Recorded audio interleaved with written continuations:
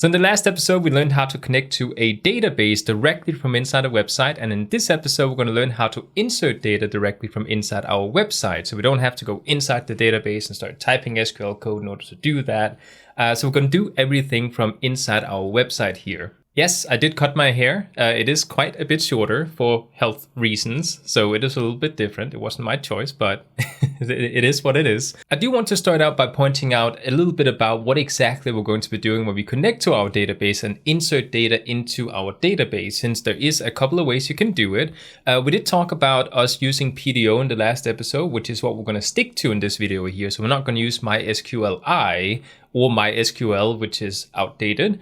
We will be continuing to use PDO in order to do this. And we're also going to be using something called prepared statements. And that is something that is very important for you to do.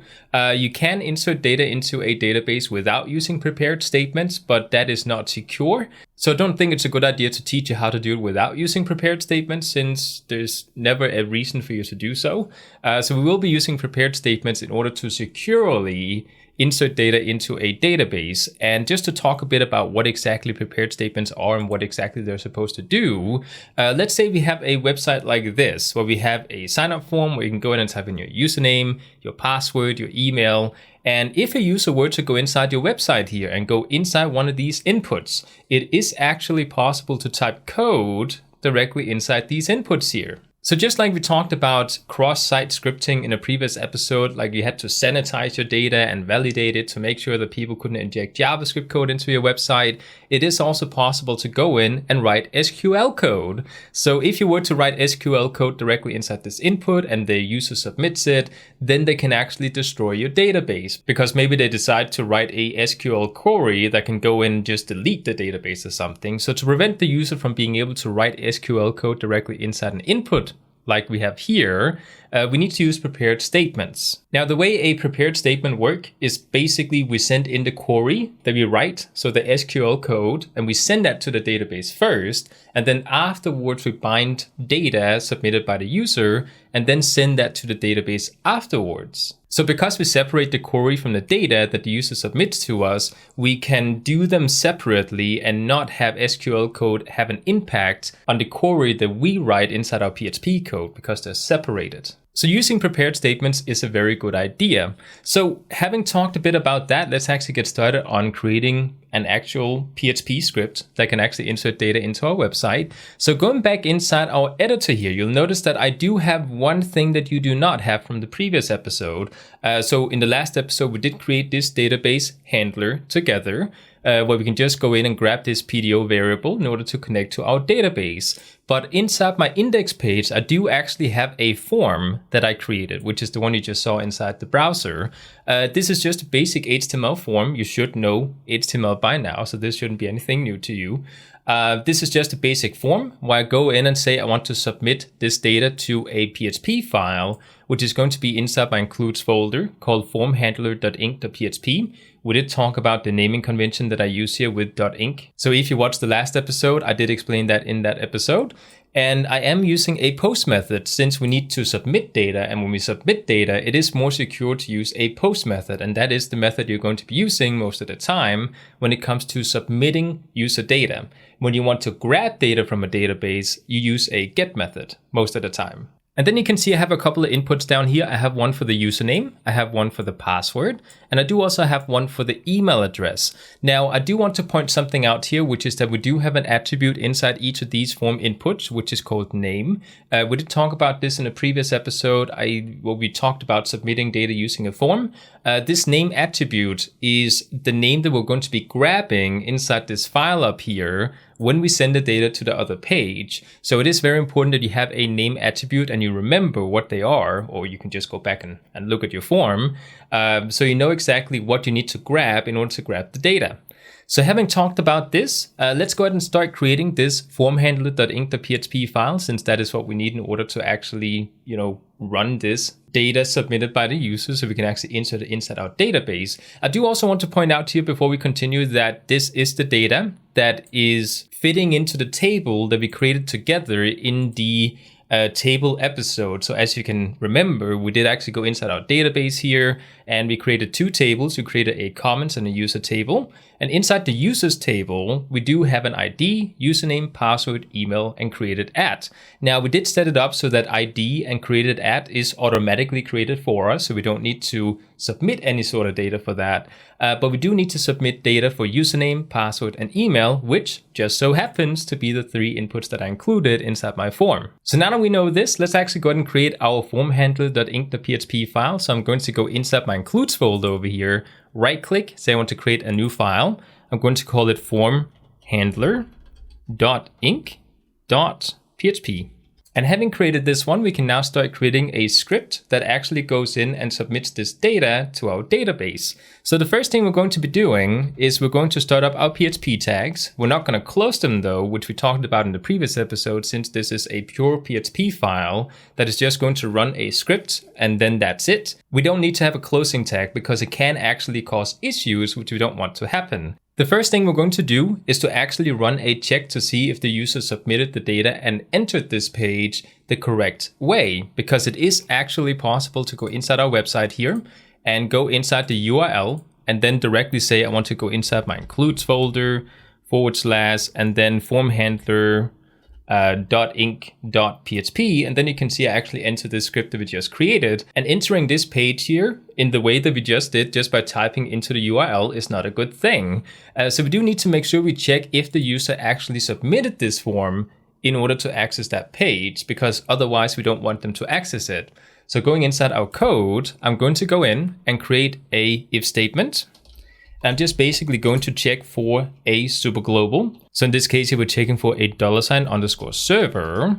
And then I want to set brackets and go inside and say I'm looking for a request method, request_method, and check if it's equal to a post method. So if the user actually submitted a form using a post method, which we did actually do because we just did it right here, and enter this page using that method there. If not, then I want to create an else statement and basically say that I want to send the user back to the front page because they're not supposed to be here. And we can do that using something called a header function. So basically create a header function and say we want to add a location, and then you add in the link that you want to send them to. So in this case here, we're inside a includes folder. So in order to get to our index page, we have to go back one directory. So we say .. and then we say index.php.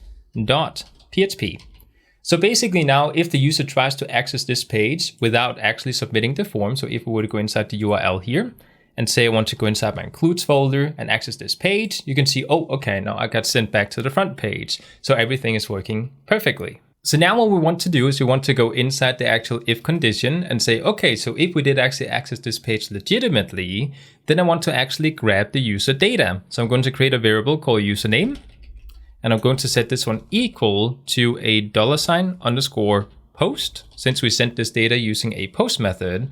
And inside of here, I'm going to reference to the name attribute that we actually submitted inside the form. So in this case here, we called it username, or at least I did. I don't know what you called it, but if you followed my tutorial, you did call it username. And then I'm going to cover this down 2 more times. And the second one is going to be pwd for password. And the third one is going to be email. And just like so, we now grab the data. And you may point something out here because, hey, Daniel, you forgot something. You didn't use the HTML special characters function in order to sanitize the data. Why didn't you do that? This is actually something we have to do when we want to actually output data inside the browser. So when you're not outputting data into the browser, it is not dangerous, at least as it is right now, to not sanitize the data. So anytime you have to output data into the browser and actually spit it out, so if we were to go down here and actually do something like this here. So if we go down a couple of lines and say I want to echo out the username, then I would need to sanitize this because I'm now outputting data into the browser. So I would need to go in and actually wrap this in HTML special characters. Otherwise, this is not going to work. And it's going to be unsecure. But because right now we're just submitting data into a database and not outputting it inside the browser, we're not going to be sanitizing anything just quite yet. You can, of course, do it if you want to and sanitize the data like we did in the last couple of episodes and just submit the data into the database being sanitized. But it is best practice not to do so unless you actually try to output data into the browser. And the reason for that is that we are converting this to HTML special characters. So in some cases, when we want to use data from inside a database, we don't necessarily want to have it in HTML special characters and use it inside our code. For example, if we're not planning to actually output it inside the browser. So do be aware that there are some cases where you don't want to have HTML special characters translated data inside your database. So in some cases, you don't want to have it. The next thing I'm going to do here is I'm going to run a try-catch block, which we talked about in the last episode. Basically, we're just trying to run a block of code. And if it fails, then we want to catch an exception.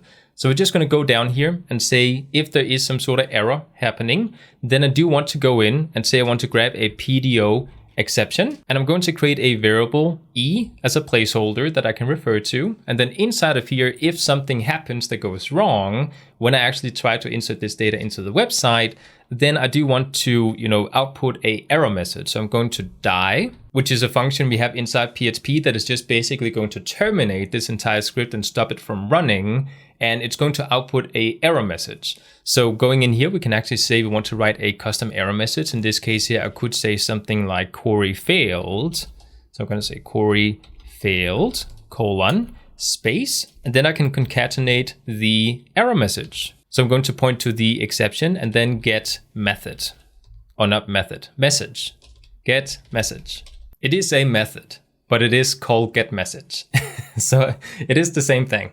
The next thing I'm going to do is I'm going to go inside this try block that we have up here, and I'm actually going to grab my connection to our database because we have that inside our dbh.inc.php file. To do that, I'm going to use something called require _once. And this is basically going to say that we want to link to a file that we have somewhere. So I'm going to grab a PHP file, for example, and just say we want to link it inside the script here. So when I go in and say I want to link to a dbh.inc.php file, I'm just basically linking to this file that we have up here. Do keep in mind that because I'm inside the includes folder right now and typing this script here, we don't need to go inside another directory or something. If this dbh.inc.php was inside another directory, you would of course need to go back out of the directory and go inside the correct directory. And doing this here is basically the same thing and just going in and saying, oh, okay, I'm just going to include all this code and just paste it in here. Like this is the exact same thing. So we're just basically linking to another file, which means that we have access to all the code inside that file after this point here. And I do also want to point out, because I don't think we talked about this yet, we do have require _once. We do also have require, if I can spell that correctly. There we go. We do also have something called include. So we can say include, and we can also say include _once. All of these basically do the same thing, but with slight variation. So include, for example, we'll go in and say, oh, okay, so we're going to include this file, just like we did up here. But if we can't find the file, then it's going to give you a small warning saying, oh, I can't find the file. Include _once is going to do the same thing, but it's also going to check if the file has already been included earlier inside the script. And if it has, then it's going to throw you a warning. And when it comes to require and require _once, they do the same thing as include and include _once, except instead of just throwing a warning, it is going to actually run a error. So it's going to have a fatal error saying, oh, okay, we can't find this file, so stop everything from running. Or it's going to say, oh, you already included this file once, so stop everything from running. So these do slight variations of each other with, different exceptions. In this case here, we're just going to go ahead and use require _once because we don't want to run the connection if we already have the connection included somewhere else. So what I'm going to do now is I'm going to write a variable called query, because I now want to actually create a query that I can send inside the database to insert data. So I'm going to set this one equal to a string, which is going to be our SQL query string that we're going to submit. And I'm going to run a insert statement. And you may recognize this one because we did learn how to do this inside our database episode. This is the exact same thing. So the SQL code is basically insert into, and then we're going to choose a table. So in this case, it's users. And I also want to make sure that we include our column names. So in this case, if we have username, we do also have something called a PWD, and then we have email. Then I want to include the values. So I'm going to say values. and then parentheses. And I'm just going to go ahead and wrap my code here to make sure that it doesn't disappear off screen. So it goes down to the next line instead. And then I'm going to go inside and give it the actual values. Now we could do this here and just say we want to copy the variable and just paste it in and say comma, space, and then password, paste it in, and then the email, and paste it in, and this would actually be okay. Do keep in mind to close off with a semicolon at the end here, because this is a SQL statement, which means that you do need to end off the SQL statement with a semicolon, just like we did inside the database episode. So it may look a little bit weird that we have a semicolon here and also one here, but do keep in mind this is the SQL and this is the PHP. But like I said earlier, we're not supposed to insert user data directly inside our query, otherwise they can do something called SQL injection and destroy our database. So doing it like this is not really seen as a good practice. Now there is two ways we can use a prepared statement. Either you can use something called name parameters, or you cannot use name parameters. I will show you how to do both ways, and we're just going to do one of them at a time. So using not name parameters, what you basically just do is you replace these different user data with question marks. So you say question mark, and question mark. And these are going to act as placeholders, so we later on can actually go in and insert this data or bind the user data to this query after we submitted the query. So going down to the next line, I'm going to create an actual statement, which is a prepared statement that I can actually prepare to query this query inside the database. So what I'll do here is create a variable called stmt for statement. Then I'm going to set it equal to our database connection, which is variable PDO, which we have access to now because we actually required this file up here. And then I'll point to a method called prepare, parentheses, semicolon. And then inside this prepare statement, I'm going to submit my query. So basically now I'm submitting the query to the database, so it gets run into the database. And then afterwards, I can actually go ahead and say, okay, but now I'm going to give you the data that the user submitted. So I'm going to reference to the statement we just created, so statement, and I'll go ahead and point to another method called execute. So parentheses and semicolon. And inside this method here, I'm just basically going to submit the user data. And I'm going to do that using an array. So I'm going to add a pair of brackets, and then I'm going to go in and just submit these data one by one. So we're going to say username, then we're going to say password, and then we're going to say email. So doing this here is going to actually submit the data from the user and actually sign them up inside the website. But before we test this out, let's actually go ahead and just finish off the script here, because there's a couple more things that we need to have in order for this to actually be kind of properly done. The first thing we're going to do is manually close the statement and also the connection to our database. It's not something you have to do because this is actually going to happen automatically, but it is considered best practice to do so manually to free up resources as early on as you can. So going down here, what I'll do is I'll refer to my database connection, so that is variable PDO, and I'm going to set it equal to null. Then I'm going to go ahead and go in and say I want to grab my statement, and I'm going to set it equal to null. And I just want to point out here, there's a couple of ways you can do this. There's also methods for closing off a connection or a statement, but I'm just going to refer them to null, which is the same thing as just saying, okay, so just, not set them equal to anything and free up those resources. And the last thing I'm going to do is I'm going to write a die method, just like we did below here when, some sort of error message happens, then we want everything to stop running. I do also want to point out here that you can use die, or you can use something called exit. And people do argue a lot about, whether or not it doesn't matter which one you're using. The general rule of thumb is that if you're just closing off a script that doesn't have any sort of connection running, then just use exit. But if you're running something that has a connection inside of it, then use die. And of course, we do also need to make sure we send the user back to the front page after they signed up inside our website. So I do want to go down here and copy this header function and then paste it in right above the die statement. So we send the user back to the front page and then kill off this script here. So this is everything that we need in order to get this working. So I could actually go inside my website here and go in and say I want to sign up John Doe, just to give him some sort of, username. Password is going to be 123, and then I can call his email john@gmail.com, just to give him something. If I were to sign him up inside the website, you can see we get back to our front page. If I go inside the database and refresh it, you can now see that we have another person signed up inside our website. So as you can see, our script is working perfectly. I do want to point something out here though, which is something that I know some people might point out.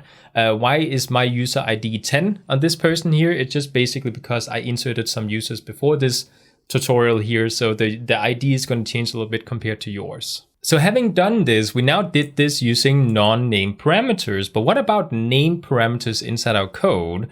So if I were to go back inside the form handler, I do recommend using name parameters because it actually allows for us to know inside this query here which data is supposed to be inside where. When it comes to using non-name parameters like we did here, I do also want to point out that the order in which you insert the data down here inside the execute has to be the same order as inside the columns up here. So these have to match up with each other. But when we use name parameters, this is not the case because I can actually go in and say instead of question mark, I'm going to write a colon and then I can give it some kind of name. So I can say something like username. I can also say the second one is going to be colon pwd. Then I can say the third one is going to be colon and then email. And in this sort of way, instead of question marks, I'm now giving them actual names. So after preparing my query here, I can go below and I can actually go ahead and bind my user data to these different name parameters up here. And I can do that by referring to my statement. So I'm going to say statement, and then I'm going to point to a method called bind param, which stands for parameters. And then I can go in here and say that I want to have two pieces of information. I want to first of all have the actual name parameter. So the first one is going to be the username. I'm going to insert that one. And then the second one is going to be the actual user data. So in this case, our username variable up here. So if we were to paste that in, we now have a name parameter bound to a actual data submitted by the user. So I'm going to copy this down 2 more times, and I'm just simply going to change these. So password, then I'm going to change to email. And then I want to make sure I delete the array that we have inside the execute down here, because now we don't need it anymore because we actually bound them up here instead. So doing it like this, we now use name parameters instead of not name parameters. So what I can do is I can go inside our website here and test this out 1 more time. So I can say Jane Doe in this case here. So we can say password 1234. Then I can say jane@gmail.com. And then I can sign up, go inside the database, refresh it, and then you can see we have Jane Doe instead. And this is basically how we can go in and actually submit data using our PHP code from a website instead of going directly inside a database and manually querying the database in there. So this is how we can insert data. I hope you enjoyed this episode. In the next one, we're going to talk about how to actually update and delete data. And then after that one, we're going to talk about how to select data and show it inside our website. So I hope you enjoyed, and I'll see you guys in the next video.